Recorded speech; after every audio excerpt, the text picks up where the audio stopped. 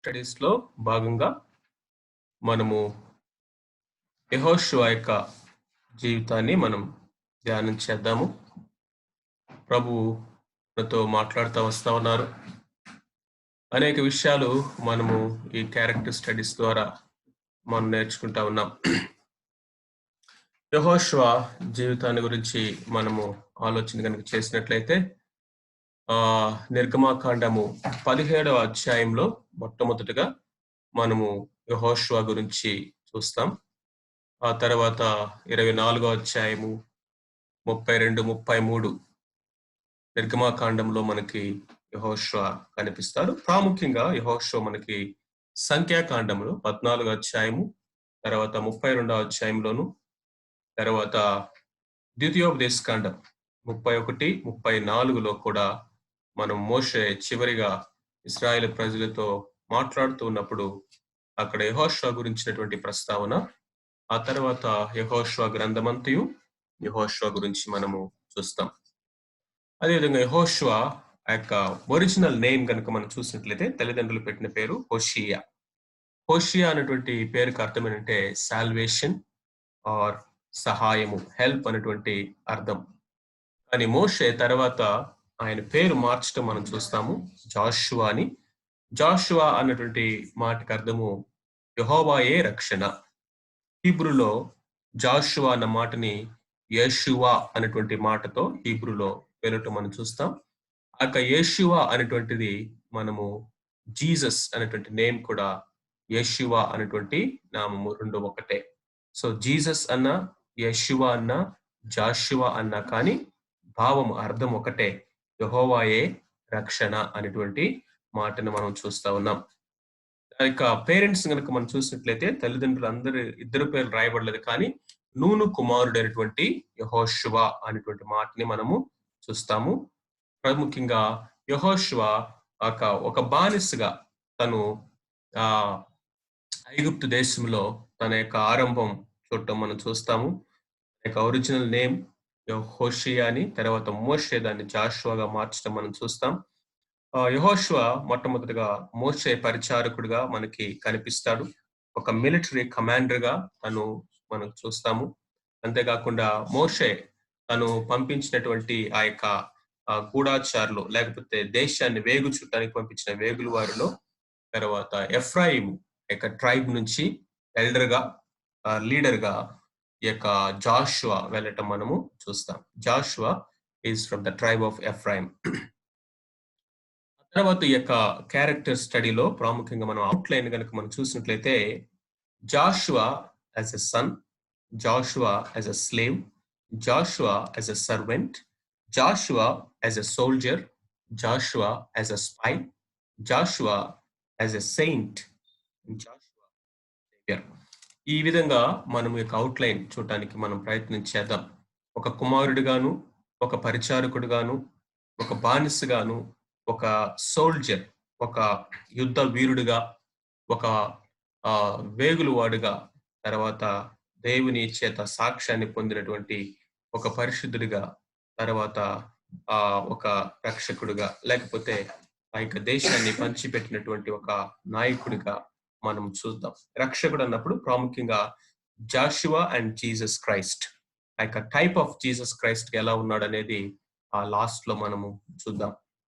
So మొట్టమొదటిగా కనుక మనం చూసినట్లయితే ఒక కుమారుడిగా తను ఖచ్చితంగా ఐగుప్తులో వాళ్ళు బానిసత్వంలో ఉన్నప్పుడే తను జన్మించడం మనం చూస్తాం.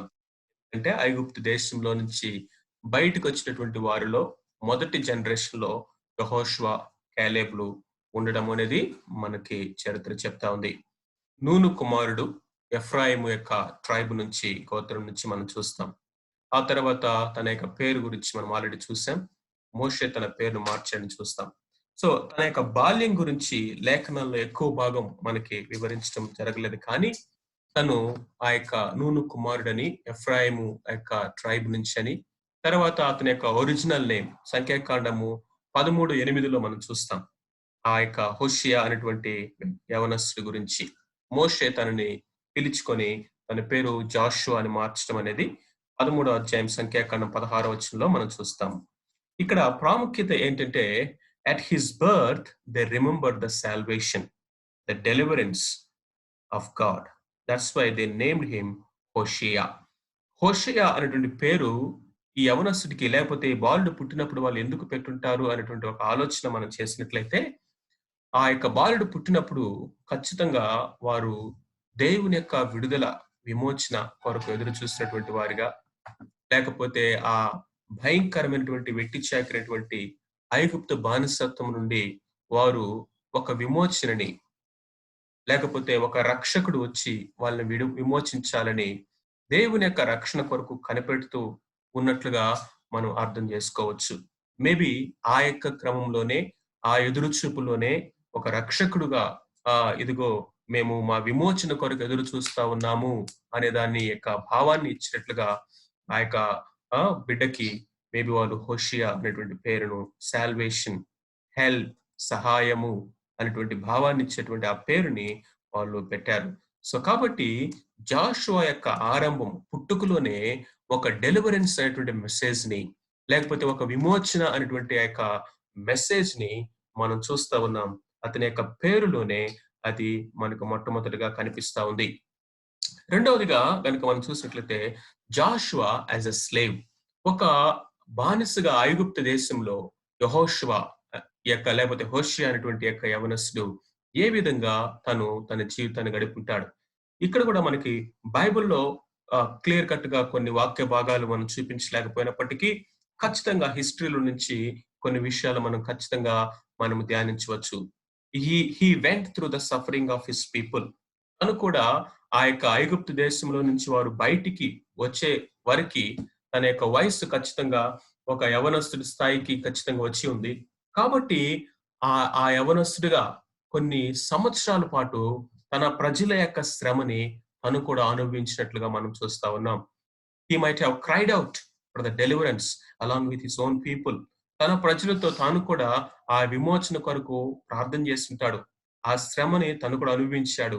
He witnessed the mighty works of the Lord in Egypt. ఐగుప్తు దేశంలో దేవుడు మోషే ద్వారా జరిగించినటువంటి ఆ యొక్క భయంకరమైనటువంటి ఆ యొక్క అద్భుత కార్యాలు, ఆ తెగుళ్ళు, ఐగుప్తు దేశాన్ని ఎలా దేవుడు వణికించాడో, తన ప్రజల పక్షంగా దేవుడు ఎలాంటి కార్యాలు చేశాడో తన కల్లారా చూసినటువంటి వ్యక్తిగా మనకి చూస్తా ఉన్నాం. Before he lead his people, he was with them. ఇక్కడ చూడండి, ఒక రోజున తాను తన ప్రజలను నడిపించే నాయకుడిగా కాబోతా ఉన్నాడు. ఆ సంగతి యెహోషువకి ఖచ్చితంగా తెలియదు ఆ దినానికి. కానీ దేవుడు ఒక నాయకుణ్ణి ఎలా సిద్ధపరుస్తున్నాడో, లేకపోతే ఒక సక్సెసర్ ని, ఒక నాయకుడు తర్వాత ఇంకొక నాయకుడిని ఎలా ఆయన లేపుతా ఉన్నాడో చూడండి.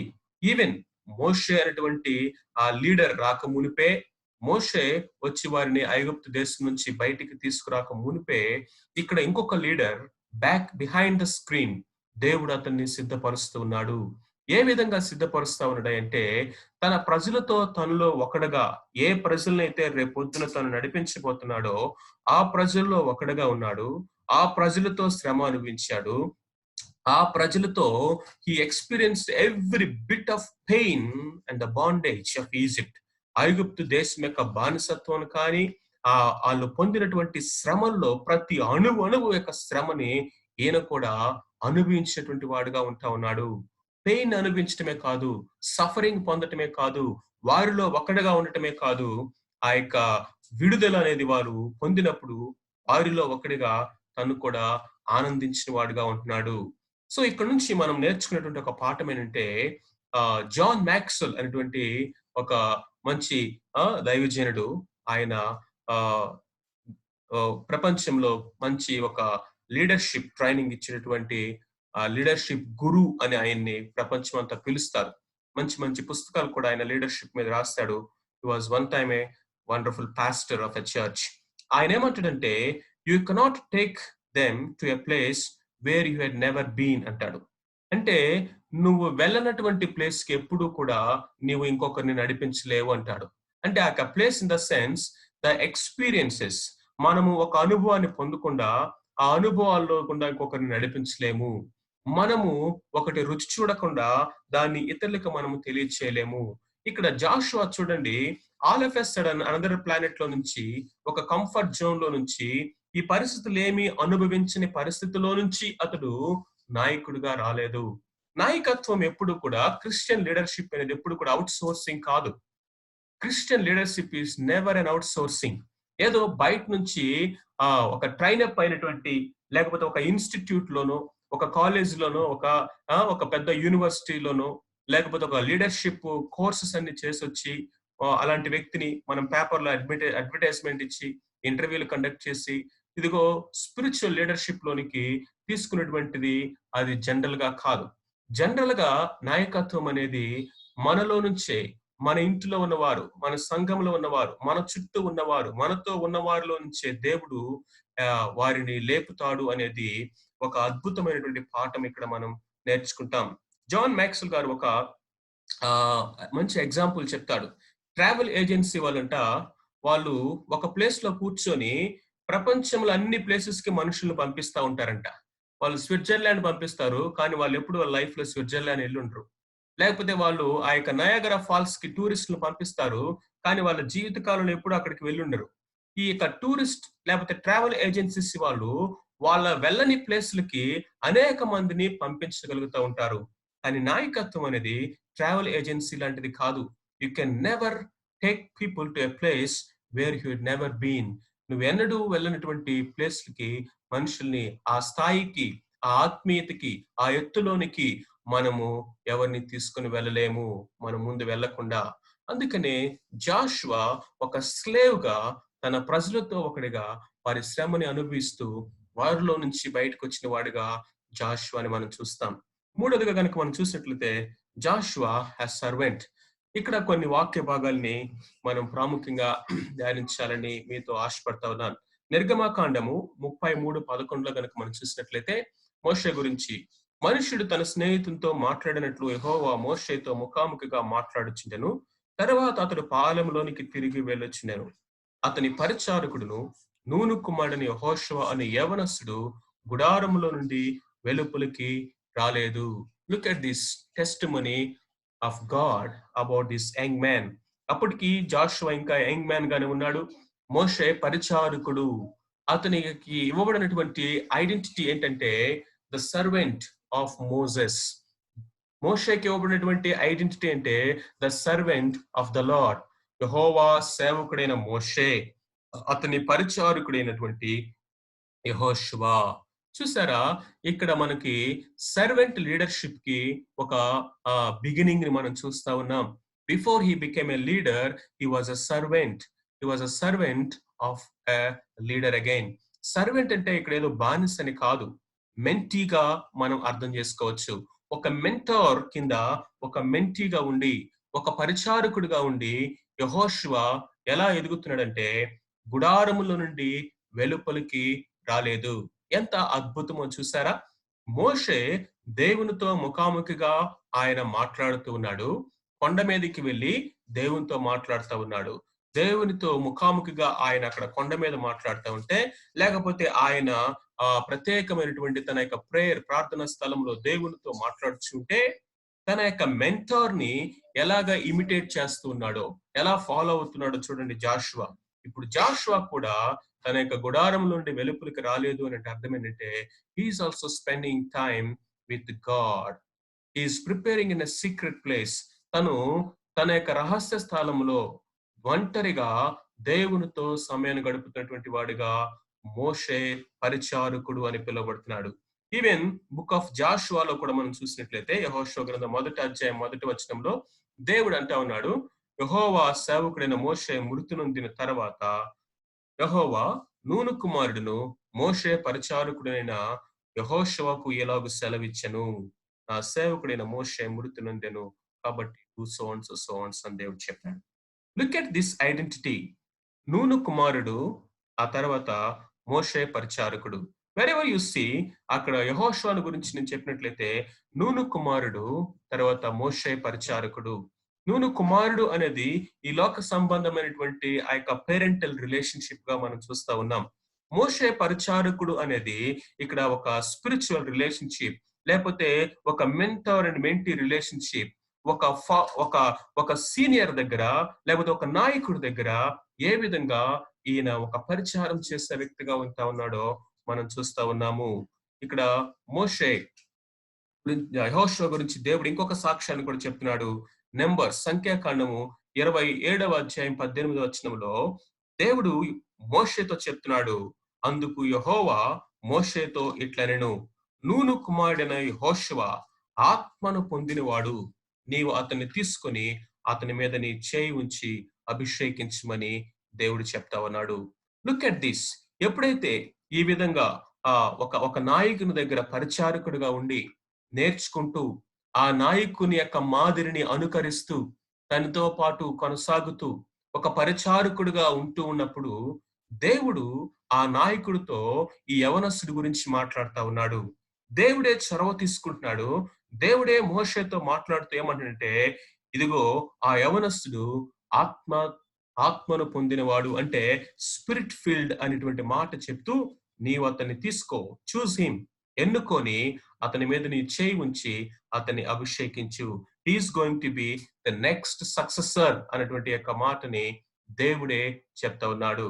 సో కాబట్టి నంబర్స్ 13లో 8, 6 తర్వాత ఇంకా ఈ వచనాలని మనం చూసినట్లయితే, he was chosen and separated by Moses and of course by God ultimately.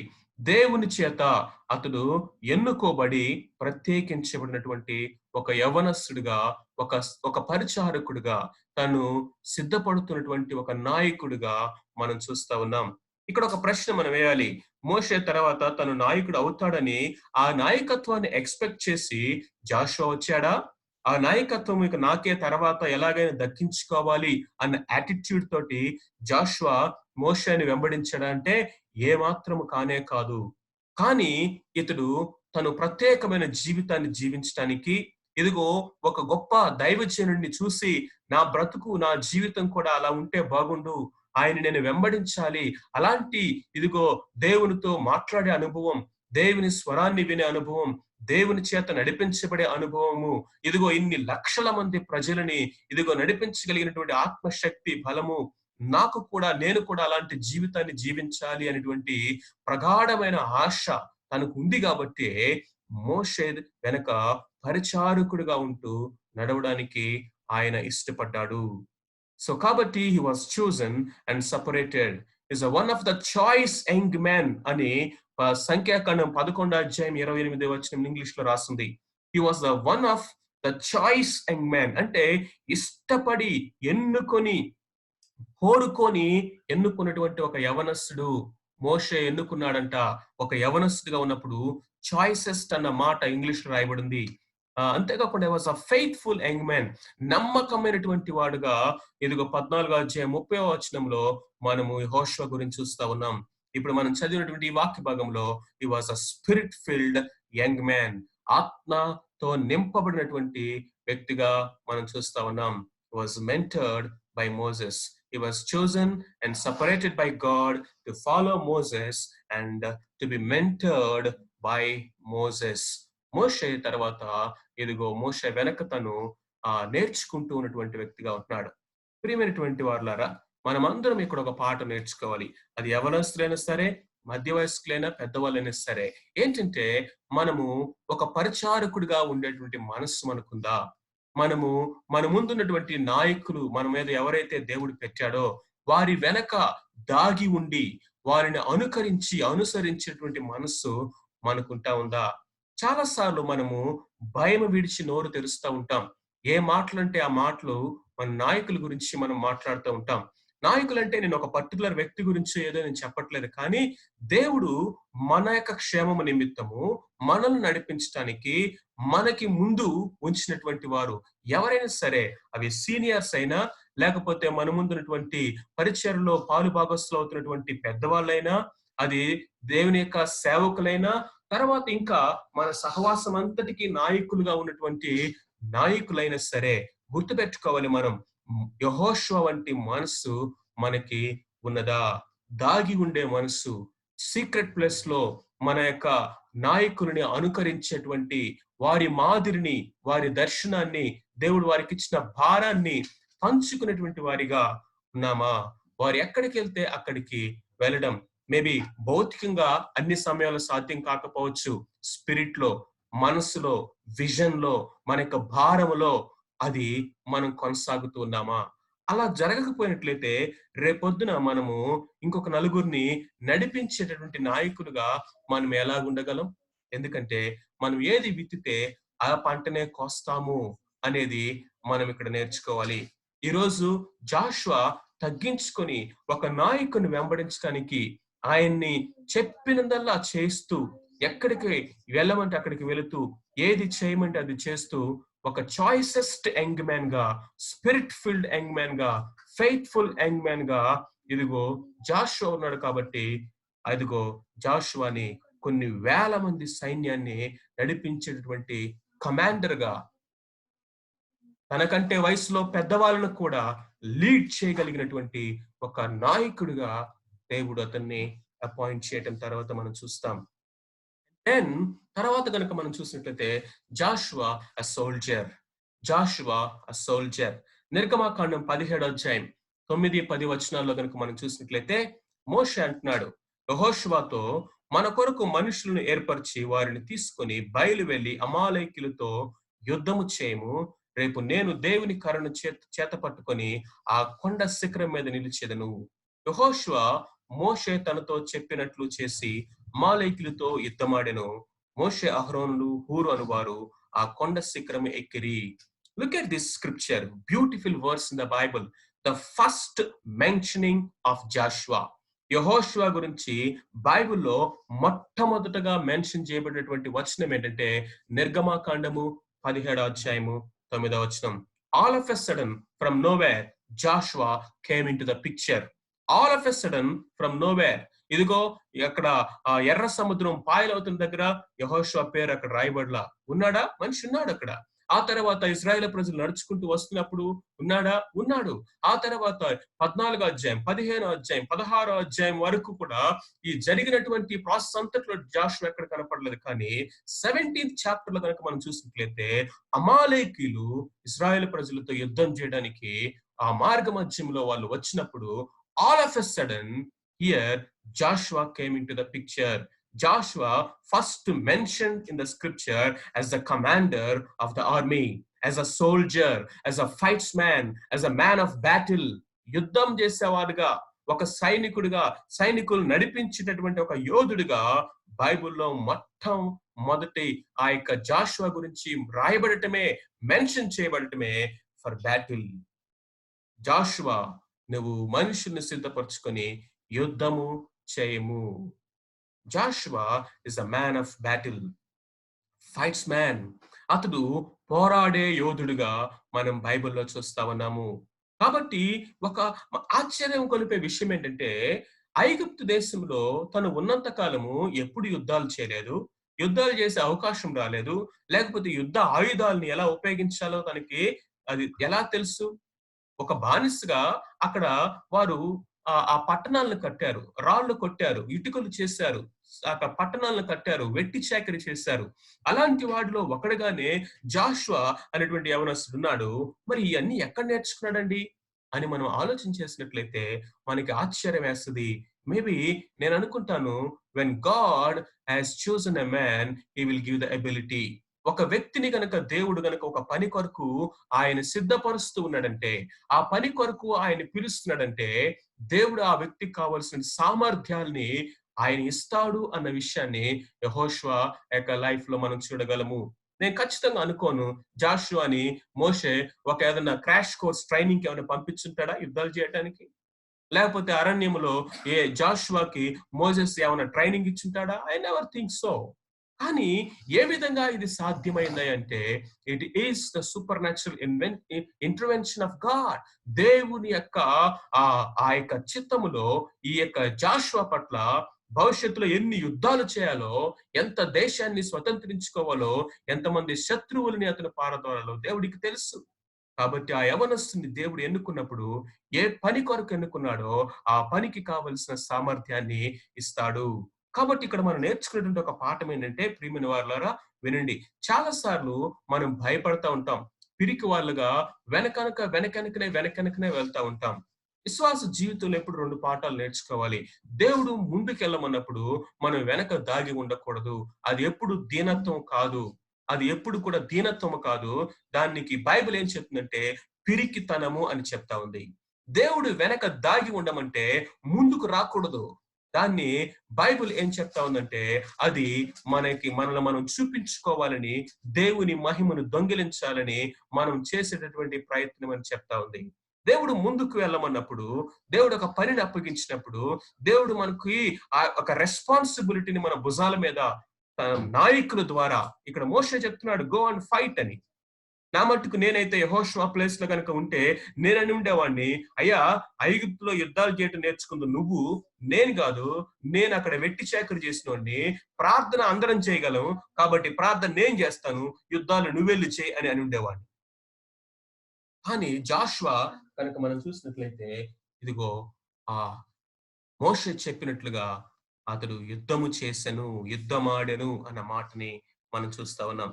తర్వాత యెహోషువ గ్రంథం 5వ అధ్యాయం 14వ అందుకు అతడు యెహోవా సేనాధిపతిగా నేను వచ్చి ఉన్నానెను. ఇక్కడ చూడండి మొట్టమొదటి పాఠం ఏంటంటే మోషే చెప్పినటువంటి పనిని బాధ్యతని తీసుకున్నాడు. ఒక కమాండర్ గా ఇదిగో దేవుని యొక్క వాక్యము మనకి జాషువా అనేటివి చేస్తా ఉంది. తన యొక్క లైఫ్ లో సీక్రెట్ ఏంటి? ఎందుకని అన్ని యుద్ధాలు సక్సెస్ఫుల్ గా చేయగలిగాడు? ఎందుకని అతడు ఒక గ్రేట్ సోల్జర్ గా commander of the army of Israel గా మనము జాషువా పుస్తకంలో మనం యెహోషువ గ్రంథంలో చూడగలుగుతున్నాం. దానికి కారణం ఏంటంటే యెహోషువ గ్రంథం 5వ అధ్యాయము 14వ వచనం మనకు తెలియజేస్తా ఉంది. ఒకరోజు యెహోషువ 5వ అధ్యాయంలో నిద్ర పట్టక ఆ తెల్లవారుజామున ఆ పాలెం బయట తిరుగుతా ఉన్నాడు. ఆ టైంలో ఆ కత్తి దూసినటువంటి ఒక యోధుడు ఆయనకి కనపడ్డాడు. వెంటనే అదిరిపడిపోయి తను ముందుకు వెళ్లి వెంటనే ఒక ప్రశ్న అడిగాడు. నువ్వు మా పక్షపు వాడివా, మా శత్రువుల పక్షము వాడివా? నిన్ను చూస్తే ఒక యుద్ధ శూరుడిగా కనపడుతున్నావు. నీ చేతిలో ఒక ఇదిగో ఆయుధం ఉన్నది. నీవు ఒక యోధుడిగా ఉన్నావు. మా పక్షంగా వచ్చావా, మా శత్రువుల పక్షముగా ఉన్నవాడివా? నీవెవడు అన్నప్పుడు అందుకతడు యెహోవా సేనాధిపతిగా నేను వచ్చి ఉన్నాను అనెను. ఆ మాట ఎప్పుడైతే విన్నాడో జాషువా యొక్క రెస్పాన్స్ చూడండి. యెహోషువ నేల మట్టుకు సాగిలపడి నమస్కారం చేసి ఏలినవాడు తన దాసునికి సెలవిచ్చినది ఏమని అడిగను. ఎంత అద్భుతమైనటువంటి సీనో ఇది తెలుసా? ఒక సేనాధిపతి ఇంకొక సేనాధిపతి కాళ్ళ మీద పడుతున్నాడు. ఈ యొక్క ఇశ్రాయేలు సైన్యమంతటిని నడిపించేటువంటి సేనాధిపతి అయినటువంటి యెహోషువ ఇప్పుడు ఎవరిని చూశాడంటే ఇదిగో సేనాధిపతులకు అధిపతిని, రాజులకు రాజు, ప్రభువులకు ప్రభువుని, ఆయన అన్ని కమాండర్ ని చూశాడు. కాబట్టి యెహోషువ తన జీవితంలో నేర్చుకున్నటువంటి ఒక అద్భుతమైనటువంటి పాఠం ఏంటంటే Joshua knew that he had a commander in chief though he was a commander. ఒక సేనాధిపతి అయినటువంటి యెహోషువ తను నేర్చుకున్న పాఠం ఏంటంటే నా మీద ఒక సేనాధిపతి ఉన్నాడు. ఆ సేనాధిపతి కాళ్ళ మీద పడి ఆ సేనాధిపతి నడిపించినట్లుగా నేను ఈ సేనల్ని నడిపించాలి. ఎంత అద్భుతమైన పాఠమో చూడండి. అది ఎప్పుడైతే మనం నేర్చుకుంటామో మన జీవితంలో మనము దేవుని యుద్ధాలు జరిగించగలం. దేవుని చిత్తానుసారంగా మనం పోరాటాలు చేస్తాము.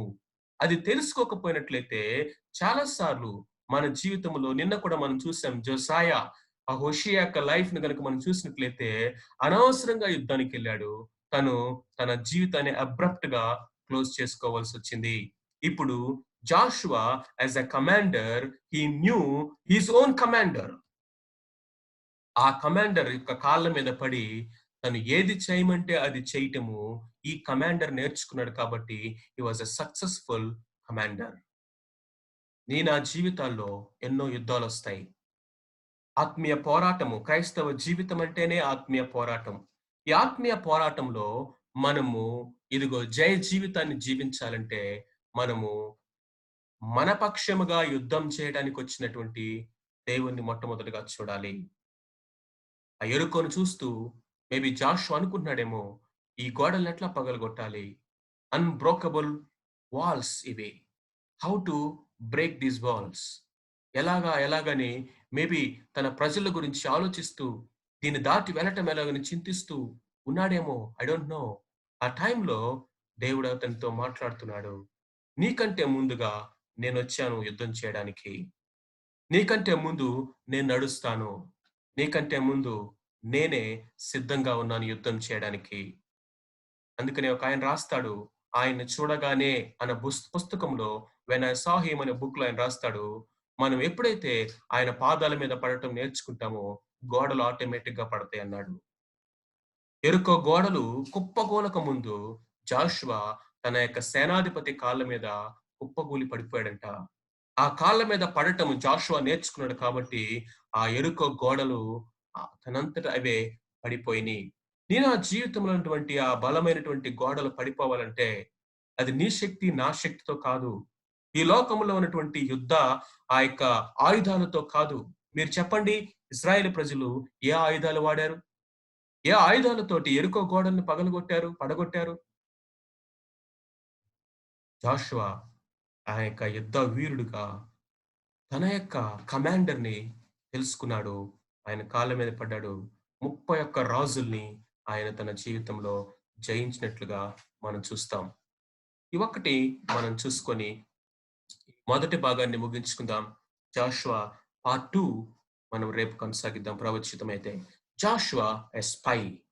ఒక ఆహ్, ఒక నాయకుడు తనకొక బాధ్యతను అప్పగించినప్పుడు, ఆ దేశాన్ని వేగు చూడటానికి పంపించినటువంటి వారిలో జాషువా, తర్వాత కేలేబ్, ఇంకా మిగిలినటువంటి వాళ్ళు కూడా ఉన్నారు. వాళ్ళ పేర్లు రాయబడలేదు. మేబీ ఉన్నాయి అనుకుంటాను. గోత్రాల వారీగా. మోస్ట్ ప్రాముఖ్యంగా మనకి వీళ్ళిద్దరి పేర్లు పదే పదే కనిపిస్తాయి. యూదా గోత్రం నుంచి కేలేబ్, తర్వాత ఎఫ్రాయిం గోత్రం నుంచి జాషువా. సో ఇక్కడ ఒక సిట్యుయేషన్‌ని మనము చూద్దాం. సంఖ్యాకాండము 14 అధ్యాయము మొదటి 5 వచనాలు చదువుతున్నాను. అప్పుడు సర్వ సమాజము ఎలుగెత్తి కేకలు వేసి ఏడ్చెను. ఎందుకంటే ఆ ముందు 13 అధ్యాయంలో ఆ దేశాన్ని మనం గెలవలేము. మనం మిడతల్లాగున్నాము. అక్కడ అనాలీకులున్నారు ఉన్నారు. వారిని మనం ఓడించటం కష్టము. ఇన్ని సంవత్సరాల ప్రయాస ఇక్కడి దాకొచ్చి మనము చాలా పెద్ద తప్పు చేశామన్నట్లుగా ఆ దేశ ప్రజలని వారు హృదయాలు నీరుగార్చేటట్లుగా ఆ 10 మంది సమాచారం చెప్పినప్పుడు వీళ్ళంటున్నారు, అప్పుడు సర్వ సమాజం ఎలుగెత్తి కేకలు వేసెను. ప్రజలు రాత్రంతా ఎలుగెత్తి ఏడ్చిరి. మరియు ఇశ్రాయేలందరూ మోషే అహరోనుల పైన సణుగుకొనిరి. ఆ సర్వ సమాజము వాళ్ళేమంటున్నారు చూడండి. వాళ్ళ మాటలు చూడండి. అయ్యో! ఐగుప్తులో మేమేలా చావలేదు. ఈ అరణ్యమందు మేమేలా చావలేదు. మేము కత్తివాత పడినట్లు యెహోవా మమ్ముని ఈ దేశంలోనికి ఎలా తీసుకొని వచ్చెను. మా భార్య పిల్లలు కొల్ల కొల్లపోవుదురు. తిరిగి ఐగుప్తుకు వెళ్ళుటకు మాకు మేలు కాదా అని వారితో అనిరి. వారు మనము నాయకుని ఒకరిని నియమించుకొని ఐగుప్తునకు తిరిగి వెళ్ళుదుమని ఒకనితో ఒకడు చెప్పుకొనగా మోషే అహరోనులు ఇశ్రాయేలు సర్వ సంఘము ఎదుట సాగిలిపడిరి. Look at these people. రాత్రంతా కూర్చొని ఏడ్చారంట. రాత్రంతా కూర్చొని ఏడవటం అంటే అన్ని లక్షల మంది. అసలు ఒక్కసారి ఆ సిట్యుయేషన్ ఊహించుకోండి ఎలా ఉంటదో. వాళ్ళు ఎలుగెత్తి ఏస్తున్నారు. ఎలుగెత్తి అంటే ఇక శక్తి ఉన్నంత వరకు బిగ్గరగా కేకలు వేస్తూ రాత్రంతా ఏడుస్తున్నారు. మోషే అహరోన్ల పైన ఇష్టం వచ్చినట్లుగా దుమ్మెత్తి పోస్తున్నారు మన భాషలో చెప్పాలంటే. సణుక్కుంటున్నారు, గొణుక్కుంటున్నారు, నానా మాటలు అంటున్నారు. అంతేగాక వాళ్ళంటున్నారు, "మేము అక్కడే చచ్చిపోయుంటే బాగుండేది. ఈ అరణ్యంలో చచ్చిపోయుంటే బాగుండేది. లేకపోతే వాళ్ళెట్లాగా వచ్చి కత్తితో మమ్మల్ని పొడిచి నరికి చంపేస్తారు. అసలు దేవుడు మమ్మల్ని ఎందుకు ఇక్కడి దాకా తీసుకురావాలి? మేము చచ్చిపోవడానికి తీసుకురావాలా? మా భార్య పిల్లలు ఖచ్చితంగా దోపుడు సొమ్మవుతారు, కొల్ల సొమ్మవుతారు, బానిసలుగా తీసుకొని పోబడతారు." వాళ్ళ నోట్లో నుంచి ఒక్క విశ్వాసపు మాట వస్తుందని చూడండి. వాళ్ళంటున్నారు, తిరిగి ఐగుప్తుకు మళ్ళీ వెనక్కి తిరిగంట ఇన్ని సంవత్సరాలు తిరిగి అరణ్యంలో వచ్చినటువంటి వీళ్ళు కరెక్ట్‌గా కనుచూపు మేర వాళ్ళకి వాగ్దాన దేశం కనపడతా ఉంటే, వీళ్ళు చెప్తున్న మాటంటే, "మేము తిరిగి మరల వెళ్తాం" అంటున్నారు. మనం ఒక నాయకుడిని నియమించుకొని తిరిగెళ్దాం. దేవుడు నియమించినటువంటి నాయకుడు మోషేని వదిలేసి, అహరోనును వదిలేసి, మేము ఇంకొక నాయకుడిని మనం అప్పుడు మోషే, అహరోనులు ఇశ్రాయేలు సంఘం ఎదుట సాగిలపడిరి. దేవుని దగ్గర సాగిలపడాల్సిన వారు, ప్రత్యక్ష గుడారం దగ్గర సాగిలపడాల్సినటువంటి నాయకులు, ఇప్పుడు మనుషుల కాళ్ళ మీద పడాల్సొచ్చింది. ఎందుకంటే ఎంత చెప్పినా వాళ్ళు వింటలేదు. వాళ్ళని కంట్రోల్ చేయటం ఎవరి వల్ల కావట్లేదు. వాళ్ళ కాళ్ళు పట్టుకొని అడుగుతున్నామయ్యా. మోషే, అహరోనులు సర్వ సమాజము సంఘం ఎదుట సాగిలపడిరి. అప్పుడు that word is very important. ఇప్పుడు 6-10 వరకు చదివినట్లయితే ఈ మొదటి 5 వచనాలు కాంటెక్స్ట్ గా మనం తీసుకుంటే అప్పుడు అన్న మాటకి కరెక్ట్ మీనింగ్ అర్థమవుతుంది.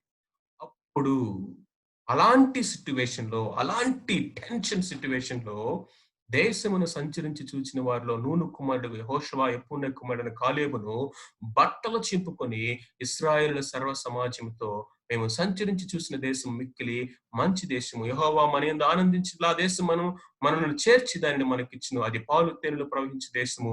మెట్టుకు మీరు యెహోవా మీద తిరగబడుకుడి. ఆ దేశ ప్రజలకు భయపడకుడి. వారు మనకు ఆహారమగుదురు. వారి నీడ వారి మీద నుండి తొలగిపోయెను. యెహోవా మనకు తోడై ఉన్నాడు. వారికి భయపడకుడి అనిరి. వీళ్ళు ఈ విధంగా చెప్తుంటే ఆ సర్వ సమాజము వారిని రాళ్లతో కొట్టి చంపవలెననుగా. You just imagine the condition. You just imagine the tension are there. అక్కడ ఆ ఆ మాట చూడండి.